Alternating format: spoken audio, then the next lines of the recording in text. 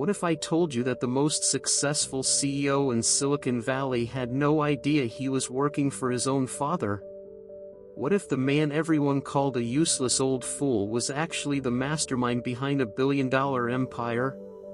This is the story of Robert Chin, a grandfather who chose love over recognition and built something far greater than money in the process.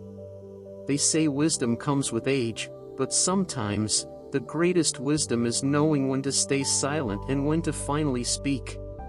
Every Sunday, 73-year-old Robert Chin would shuffle into his son Michael's pristine suburban home, wearing the same worn cardigan and carrying a bag of discount groceries. "Dad, can you just keep it down? I have a conference call with the board in 20 minutes, Michael would say, not even glancing at the man who raised him alone after his mother passed. To Michael's wife Sarah and their 2 teenagers, Grandpa Robert was just there. The old man who fell asleep watching TV, who asked the same questions about their phones, who seemed confused by Netflix. Why can't he just go to a retirement home? Michael had whispered to Sarah more than once. But here's what none of them knew. Every Monday through Friday, Michael Chin strutted into the glass towers of Meridian Industries. Meridian Industries was one of the fastest-growing tech companies in America. As Senior Vice President of Operations, Michael was proud of his corner office, his 6-figure salary, and especially, his mysterious CEO. Mr. Chan, that's all anyone knew about their leader. No one had ever seen him in person. All communications came through encrypted emails, video calls with cameras off, and decisions that were somehow always perfect. Michael worshipped this invisible boss. "He's a genius," Michael would tell his colleagues. "Every strategy, every acquisition, every pivot, it's like he can see the future. I've never worked for anyone so brilliant." The irony was delicious and tragic. Because every night, while Michael complained about his useless old dad, that same useless old dad was making the decisions that built Michael's career. The tension came to a head on a rainy Thursday in November. Robert had been babysitting his granddaughter Emma when she spilled juice on Michael's expensive leather briefcase.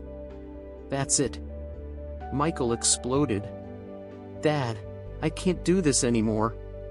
You're 73 years old, you don't contribute anything, and now you're destroying my stuff. Maybe it's time we looked into some options."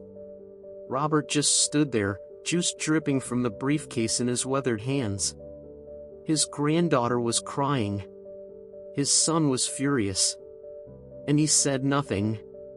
That night, Robert made a decision that would change everything. The next morning, Michael's assistant knocked on his office door with an unusual message. "Mr. Chin? Mr. Chan wants to see you. In person. Today. 2 p.m. Conference room A." Michael's heart raced. In 5 years at Meridian Industries, this had never happened. Did he say why? No, sir. Just that it was time. Michael spent his lunch break rehearsing what he'd say to his hero. The man who had guided his career from the shadows. The genius who saw patterns others missed. The leader he'd never met but who had shaped his entire professional life. At 1:55 p.m., Michael straightened his tie one last time and knocked on the conference room door. "Come in," said a voice that made his blood freeze. Because that voice, he knew that voice. It was the voice that had read him bedtime stories 40 years ago.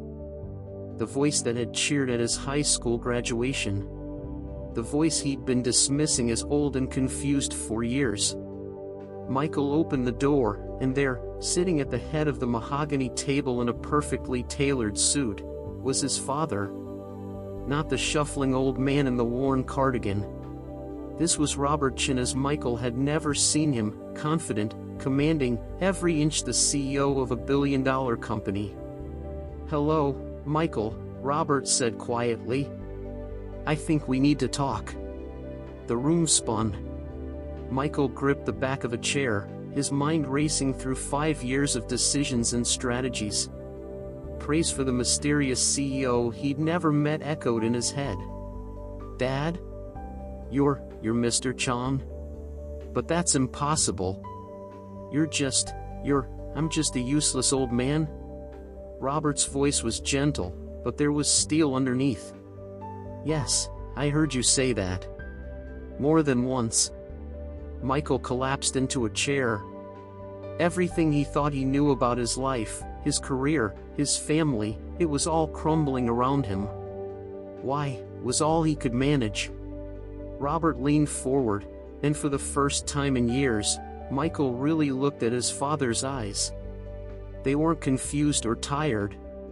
They were sharp, calculating, and infinitely sad. "Because, son, I learned something when your mother died.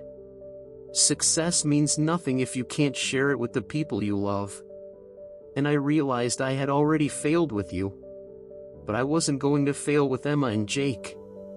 I built Meridian Industries from nothing, Michael. Started it the year you graduated college. While you were working 60-hour weeks at other companies, trying to prove yourself, I was building something for you. Every promotion you earned, you deserved it. But every opportunity that came your way, I made sure you were in the right place at the right time." Robert pulled out a tablet and showed Michael financial documents, company records, acquisition papers, all bearing the signature R. Chang. Raymond Chang was Robert's legal middle name, and used for decades. The cardigan-wearing grandfather act? That was real too. After your mother died, I realized I had spent your entire childhood building businesses and missing your life. I wasn't going to make the same mistake with Emma and Jake. Every morning after you left for work, I'd drive to my real office downtown. Make the decisions, run the meetings, build the company. Then I'd go home, put on my old cardigan, and become the grandfather my grandchildren needed." Michael was stunned. But the board meetings? The investors? The media interviews? Robert chuckled. "Video calls, son. Amazing what technology can do. And I have excellent people who handle the public face of things. I learned early that the best leaders often work from the shadows. You see, Michael, I discovered something beautiful in my old age. Building a company is impressive. Building a family is legacy. And I chose to do both, just not in the way anyone expected. Every decision I made as CEO had one goal, preparing you to take over. Every challenge we gave you strengthened your skills. Every success built your confidence. I wasn't just running a company, Michael. I was raising a leader." Michael's voice broke. "But I called you useless. I said you should go to a home. I was ashamed of you in front of my family." The weight of years of dismissive comments crashed down on him. Robert reached across the table and took his son's hand. "And I let you. Because pride was what cost me your childhood. I wasn't going to let pride cost me your children's childhoods too. Sometimes, son, the greatest strength is letting people think you're weak. The greatest wisdom is letting people think you're foolish. And the greatest love is letting people think you're less than you are, so they can become more than they think possible." What happened next changed both men forever. Michael broke down completely. 5 years of unknowing disrespect, of dismissing the man who had been orchestrating his success, of missing the sacrifice his father was making daily, it all came pouring out. "Dad, I'm so sorry. I thought you had given up. I thought retirement had made you less." Robert squeezed his son's hand. "No, Michael. It made me more present, more intentional, more focused on what truly mattered." They talked for 3 hours. About the company, about family, about the years of missed connections. Michael learned that every Sunday dinner he'd rushed through, his father had treasured. Every eye roll at Grandpa's simple questions about technology, Robert had been studying his grandchildren's world so he could connect with them. "There's one more thing, Michael." Robert pulled out a leather portfolio. "Effective immediately, you're the new CEO of Meridian Industries. Not because you're my son, but because you've earned it. Every day for 5 years, working for a boss you respected, not knowing it was your father who believed in you." Michael stared at the papers. "Dad, I can't, after everything I said." "You can and you will. But on one condition." Robert's eyes twinkled with the mischief Michael remembered from childhood. "Every Sunday dinner, the new CEO comes home. No laptops. No conference calls. Just family. And Michael, the next time your children roll their eyes at their old dad, remember that love sometimes wears a cardigan."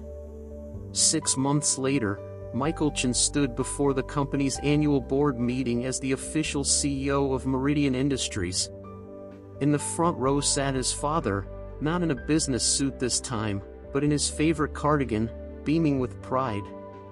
After the meeting, as employees congratulated Michael on another record-breaking quarter, Robert slipped out quietly. He had dinner to cook for his grandchildren, homework to help with, and stories to tell. Because the most successful man in the room had learned the ultimate business lesson: the greatest empire you can build is the love of your family. And sometimes, the most powerful thing you can do is let them think you're powerless. Robert Chen chose to be underestimated so his son could be everything he was meant to become. In a world that values being seen, he chose to be invisible. In a world that demands credit, he chose to give it all away. And that, perhaps, is the truest definition of success.